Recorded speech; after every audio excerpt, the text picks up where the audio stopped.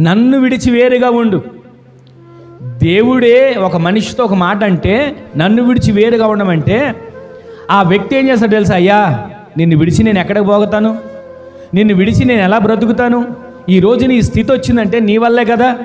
ఈరోజు నేను అలా బ్రతుకుతున్నానంటే నీవు ఇచ్చిన కృపే కదా. ఈరోజు నేను ఇలా జీవిస్తున్నానంటే నీవు చూపినటువంటి ప్రేమే కదా అని దేవుని స్తుతించాలి లోతు. కానీ లోతు ఏం చేశాడు తెలుసా?